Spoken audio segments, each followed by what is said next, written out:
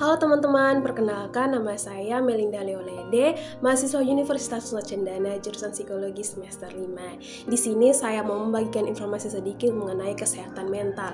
Kesehatan mental yang saya akan bahas di sini yaitu terkait dengan depresi.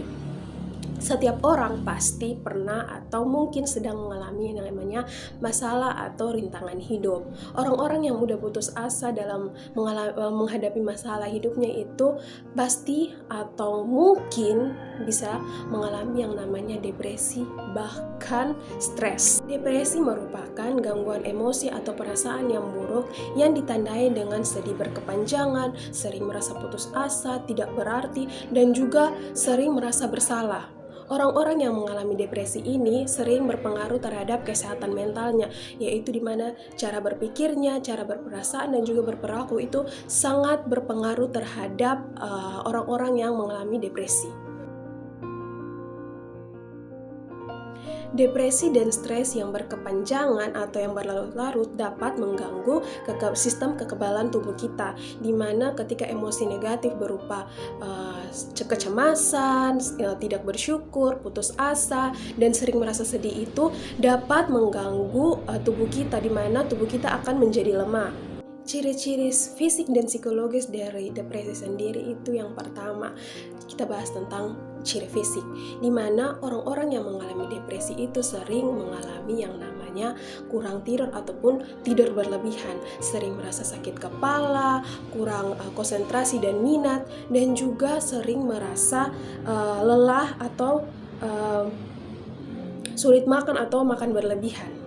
Kemudian di sini yaitu ciri psikologisnya. Orang-orang yang mengalami depresi itu sering merasa bersedih kepanjangan, sering pesimis, mereka sering putus asa, dan juga mereka itu sering merasa bersalah dan tidak berharga. Orang-orang yang mengalami depresi itu cenderung menyendiri dan mereka sering berpikir negatif atau overthinking. Dan mereka juga gampang tersinggung. Juga kadang orang-orang depresi itu bisa saja menimbulkan yang namanya pemikiran-pemikiran untuk bunuh diri.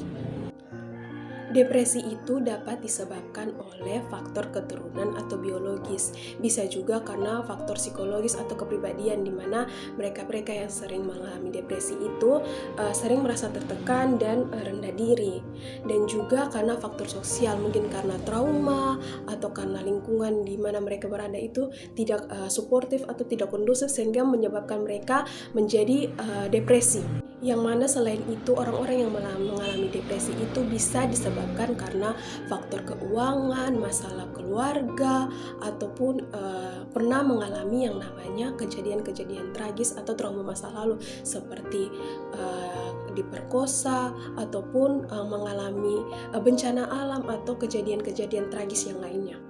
Solusi kepada orang-orang yang mengalami depresi ataupun kita sendiri yang mengalami depresi itu yang pertama, kita dapat mengubah pola hidup kita, yaitu dengan berolahraga, banyak berdoa, banyak mengonsumsi makanan yang sehat, banyak melakukan rekreasi atau relaksasi, dan juga kita dapat melakukan konseling atau terapi kepada psikolog ataupun psikiater, dan juga kita dapat mengubah lingkungan kita. Kita harus memilih, kita perlu untuk memilih tempat-tempat yang aman, lebih suportif. Lingkungan yang aman dan suportif itu dapat berpengaruh terhadap mental kita. Kita juga tidak perlu untuk yang namanya merasa cemas, merasa insecure dengan orang-orang di luar sana, ataupun kita harus dapat mencintai diri kita sendiri. Dan perlu untuk kita bersikap atau berpikir positif dan mendekatkan diri pada Tuhan.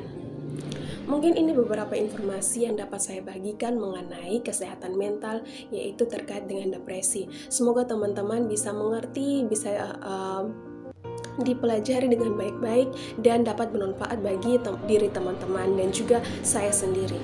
Terima kasih.